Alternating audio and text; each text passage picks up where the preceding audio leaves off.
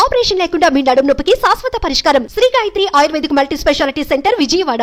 వర్ష గారు షూటింగ్ అవుతూ ఉండగానే ఒక్కసారిగా పడిపోతారంట, మళ్ళీ రెస్ట్ తీసుకొని మళ్ళీ బ్రేక్ కూడా ఇవ్వకుండా మళ్ళీ షూట్ కి వచ్చేస్తారంట.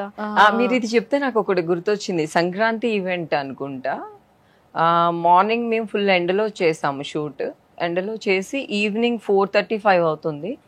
ఫుల్ నాకు ఇంకా అసలు నేను ఉన్నానా లేనా అని వాళ్ళంతా టెన్షన్ పడే అంత అయిపోయాను. ఇంకా నేను ఫుల్ వామిటింగ్స్ అయిపోయి ఫుల్ ఇంకా అన్ని ప్రాబ్లమ్స్, ఇంకా అందరు మాటలు నాకు వినిపిస్తున్నాయి కానీ నేను అవ్వట్లేదు, నాకు అవ్వట్లేదు. కొంచెం కొంచెం నాకు ఏదో ప్రాబ్లం అవుతుంది అన్నా కూడా నేను ఏదో చేయడానికి ట్రై చేశాను. వాళ్ళకి అర్థమవుతుంది ఈ అమ్మాయికి ఏదో అవుతుంది, ఈ అమ్మాయి చాలా ఇబ్బంది పడుతుందని. ఒక 1 hour రెస్ట్ తీసుకోమని వెళ్ళారు. ఓకే, 1 hour తీసుకోకుండా ఒక 10 minutes అలా తీసుకొని మళ్ళీ వచ్చాక నాకు సపోర్ట్ చేయలేదు. ఇంకా కళ్ళు తిరిగి పడిపోయా.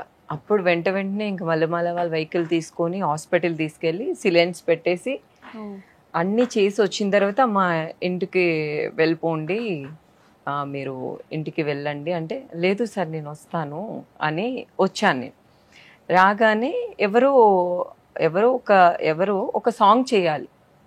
నేను హాస్పిటల్ నుంచి వచ్చి సెట్కి రాగానే తనకి హెల్త్ బాగోక తన కళ్ళు తిరిగి పడిపోయారు. తన ఎవరు? పూర్ణ గారు. పూర్ణ గారు అనమాట. సంక్రాంతి ఈవెంట్ లో తనకి హెల్త్ బాగలేదు, తను కూడా పడిపోయారు. తను నేనైతే ఏ వెహికల్ లో వచ్చానో మళ్ళీ అదే వెహికల్ లో తను వెళ్ళారు హాస్పిటల్ కి.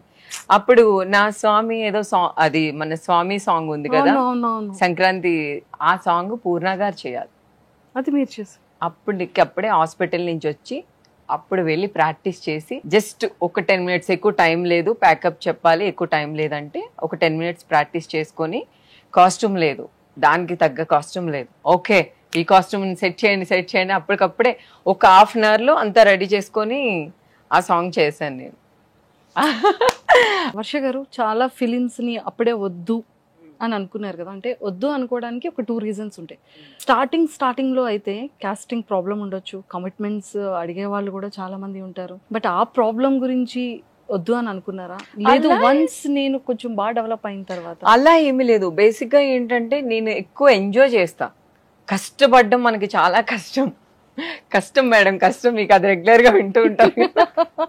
మనం ఏంటంటే ఇప్పుడు నేను ఇక్కడ వచ్చాను, ఇక్కడ నేను ఎంజాయ్ చేయాలి, నెక్స్ట్ ఏం షూట్ చేయాలి, నెక్స్ట్ నా ఫ్యూచర్ ఏంటి, నెక్స్ట్ అలా ఏం లేదు.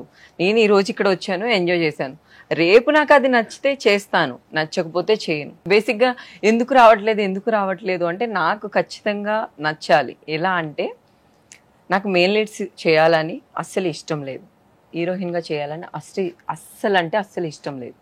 నాకు ఇంట్లో ఫ్యామిలీ వదిన, ఓకే ఇంట్లో ఫ్యామిలీగా వదిన, అక్క, చెల్లి అలాంటి రోల్స్ ఉంటాయి కదా ఫ్యామిలీలో, అలాంటి చేస్తుంది. ఇప్పుడు కూడా మేనేజర్స్ కాల్ చేసి మేడం చెయ్యొచ్చు కదా ఇదంటే, ఏంటి వదిన, అక్క, చెల్ల క్యారెక్టర్స్ అని అడుగుతా. అలాగే అడుగుతా.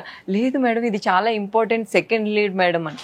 వద్దు, ఆ ఇంట్లో ఫ్యామిలీది ఒక చిన్నదైనా పర్లేదు, అది కొంచెం మంచిగా ఉంటే వదిన, అక్క, చెల్లి హ్యాపీ. నేను ఆ కంఫర్ట్ జోన్ లో ఉంటాను. నేను ఎందుకు వెళ్ళను అంటే ఏ హీరోకి ఫ్రెండ్ క్యారెక్టర్ చేస్తారు, ఏ హీరోకి సిస్టర్ క్యారెక్టర్ చేస్తారు, ఏ హీరోకి వదిన క్యారెక్టర్ చేస్తారు, ఏ హీరోకి చెల్లెల క్యారెక్టర్ చేస్తారు, ఏ హీరోకి girlfriend, second girlfriend character చేస్తారు. నేను చేస్తాను, వాళ్ళు ఒప్పుకోవాలిగా. ఓకే, బట్ మీ పాయింట్ ఆఫ్ వ్యూలో అంటే మీకు? నాకైతే ఎన్టీఆర్ గారితో చెల్లెలుగా చేయాలని చాలా ఇష్టం, రామ్ చరణ్ గారితో కూడా చెల్లెలుగా చేయాలని, అల్లు అర్జున్తో అయితే గర్ల్ ఫ్రెండ్ గా అలా ఇష్టం. అల్లు అర్జున్ గారు అంటే చాలా, ఎందుకో ఎప్పటి నుంచో చిన్న ఇష్టం ఉంది ఆయన అంటే. ఆయనతో ఒక గర్ల్ ఫ్రెండ్ గా అలా చేయాలని ఇష్టం.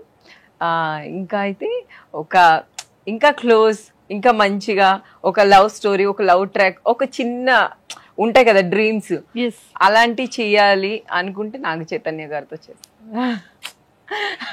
పెద్ద స్కెచ్ బాగా క్యూట్ గా వేశారు మీరు. మనం చేయాలనుకుంటాం, కదాస్తు. చాలా మందికి బయట డౌట్ ఏంటంటే, నిజంగా వర్ష గారు నిజంగా రియల్ గా రిలేషన్షిప్పా అంటే? మీ ఇద్దరి పేరు కానీ, మీ ఇద్దరి కామెడీ కానీ చాలా ఇష్టం జనాలకి. సో అది ఇమ్ము బయటకు వెళ్ళినా కూడా వర్ష గారి గురించి అడుగుతారంట. మరి వర్ష గారికి బయట ఫ్యాన్స్ అడుగుతారా ఇమ్ము గురించి? ఖచ్చితంగా. అన్నా వదిన అన్న ఇక్కడ, ఓ అన్న వదిన అంట, అలానే అరుస్తూ ఉంటారు. తను కూడా ఎక్కడైనా వెళ్ళినా అన్న వదిన. స్కిట్స్ లో కూడా మీరు వింటూ ఉంటారు కదా, అవన్నీ మేము బయట ఫేస్ చేసి ఒక్కొక్కసారి స్కిట్ లో వేస్తుంటాం. మాది అంటే తర్వాత చెప్తా. ఓ ఇక్కడ పక్కన వెంటనే ఒక లవ్ తర్వాత చెప్తా. అంతేనా? అంతే, అవి తర్వాత చెప్తా. ఓకే. సో వర్ష గారు అంటే లైక్ అంటే యాక్టింగ్ అంటే okay, everything okay, but anchoring లో కూడా చాలా ఆపర్చునిటీస్ వచ్చాయని, మంచి రియాలిటీ షోస్ లోనే హోస్ట్ చేయమని అడిగారని. అవును వచ్చాయి, కానీ ఎందుకో తొక్కేస్తారని భయపడ్డారా? తొక్కేస్తారని అది ఏమి భయం అయితే ఏమీ లేదు, కానీ నేను చేసే వర్క్ లో నేను ఎంజాయ్ చేస్తున్నానా, ఎంత హ్యాపీగా ఉన్నాను, నేను ఎంత ఎంటర్టైన్ చేశానో, నేను చేసే దాంట్లో బెస్ట్ ఇచ్చానా లేదా అని మాత్రమే ఆలోచిస్తా. నా పోస్ట్ గురించి నేను ఎప్పుడు సీరియల్స్ చేసేటప్పుడు వర్ష చాలా కొంతమందికి తెలుసు. అవును. ఆఫ్టర్ మల్లెమాలకు వచ్చిన తర్వాత జబర్దస్త్ లేకపోతే శ్రీదేవిలో కొన్ని కోట్లాది మంది ప్రజలకు తెలుసు. అంటే మీకు బాగా యూటర్న్ ఇచ్చిన స్కిట్ ఏంటి, లేకపోతే మీ లైఫ్ ని ఒక్కసారిగా ఇలా తీసుకొచ్చే పర్సన్స్ కి మీరు థ్యాంక్స్ చెప్పాలి అంటే ఫస్ట్ లిస్ట్ లో ఏ పర్సన్స్ ఉంటారు? ఫస్ట్ లిస్ట్ లో అంటే ఆదిగారే ఉంటారు.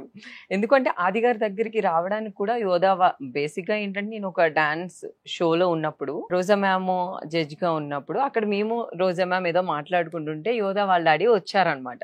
అప్పటికే మేము ఆల్రెడీ మూవీస్ చేస్తున్నాం వాళ్ళ పాపతో. అరే నువ్వు ఎందుకు, నీకు ఇంట్రెస్ట్ ఉంది కదా, మరి నువ్వు జబర్దస్త్ ఒక్క స్కిట్ చేయొచ్చు కదా, నేను చెప్తాను అంటే, అన్న మరి మనకి ఏమి అంత లైవ్ లో ఏం మాట్లాడడం రాదు, ఇప్పుడే అయితే ఇది చేస్తున్నాను కదా అంటే, ఒక్కసారి ఏముందర వెళ్ళి ఊరికి చేయంటే ఆదిగారితో చెప్పగానే ఆదిగారు ఫస్ట్ స్కిట్ లో పెట్టుకున్నారు. ఫస్ట్ స్కిట్ లో పెట్టుకోగానే చేశాను.